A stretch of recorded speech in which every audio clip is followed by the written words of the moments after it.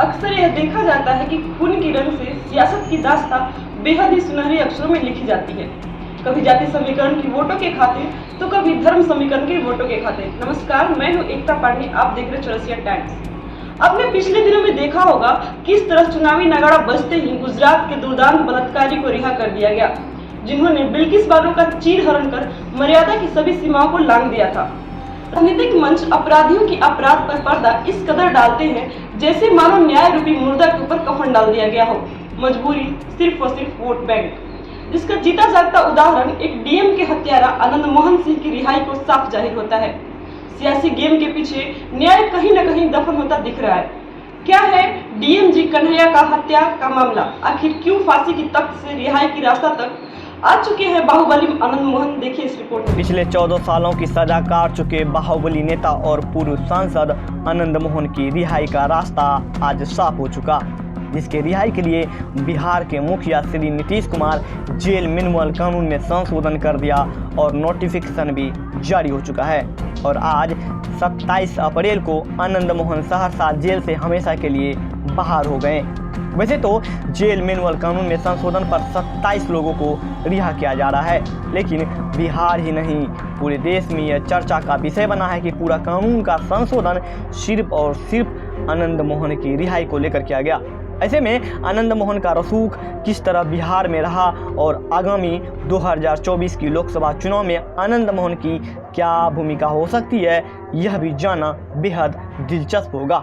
आखिर सरकार और महागठबंधन की सातों सात पार्टियां आनंद मोहन को रिहा करने के लिए क्यों बेताब हो रही है? इतना तक ही नहीं, विपक्ष के भारतीय जनता पार्टी भी आनंद मोहन की रिहाई का विरोध क्यों नहीं कर रहा? इन सब के पीछे सबसे बड़ी वजह यह है कि आनंद मोहन ने 1990 के दशक में स्वर्ण जाति के उभरते नेता के रूप में अपनी पहचान बनाई थी। वह समय था जब उसके भाषण मात्र से राजपूत और भूमियार जाति का वोट इधर से उधर था। आनंद मोहन जेपी आंदोलन से उभरे और इमरजेंसी के दौरान वे जेल भी गए थे। असल में उसकी राजनीतिक करियर की शुरुआत सन 1990 से हुई, जब वे पहली बार जनता दल के टिकट से जीतकर बिहार विधानसभा पहुंचे थे। उसके एक साल बाद सन 1991 में उन्होंने लवली आनंद से शादी की थी। उसकी राजनीतिक मुख्य रूप से आरक्षण विरोधी था और इसके लिए उन्होंने अपने साथ भूमियार जाति के लोगों को अपने पास रखा। उसी में से एक थे छोटन शुक्ला।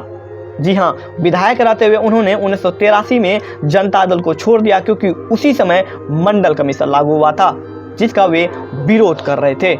जनता दल छोड़ने के बाद आनंद मोहन ने अपनी बिहार पीपुल्स पार्टी बनाई और उसे राजपूत भूमियार एकता मंच का नाम दिया और उसका असर भी हुआ। सन 1994 में लोकसभा चुनाव में वैशाली की सीट पर आनंद मोहन ने लवली आनंद को अपनी पार्टी से उतारा और देश में भूमियार वोटरों ने जमकर उनका समर्थन किया और लवली आनंद पहुंच गई सबसे बड़े पंचायत संसद में। अब आपको बता दें कि आनंद मोहन सन 1995 के बिहार विधानसभा की चुनाव की तैयारी कर रहे थे और इसके लिए उन्होंने कैंडिडेट का भी चयन कर लिया था। उसमें केसरिया विधानसभा से छोटन शुक्ला की टिकट बिहार पीपुल्स पार्टी से तय भी हो चुकी थी, लेकिन 4 दिसंबर 1994 को छोटन शुक्ला की हत्या कर दी गई। छोटन शुक्ला वैसे तो खुली जीप में घुमा करते थे, लेकिन 4 दिसंबर की रात 9 बजे वे अपने करीबी के घर जीप रखकर एम्बेसडर कार से जा रहे थे। मुजफ्फरपुर के विजय सिनेमा के पास पुलिस वर्दी में एक पुलिस ने उसकी कार को रुकाया और उसकी गाड़ी पर गोलियों की बौछार की गई थी, जिसमें छोटन शुक्ला घटना स्थल पर ही मौत का शिकार हो गया। उसके साथ उसके 4 सहयोगी की मौत हो गई। लोगों में यह आक्रोश था कि पुलिस वाले ने उसकी हत्या कर दी। हालांकि यह हत्या कराने में उस समय के मुख्यमंत्री के लालू प्रसाद यादव के करीबी बिजली बिहारी सिंह का नाम उजागर हो चुका था।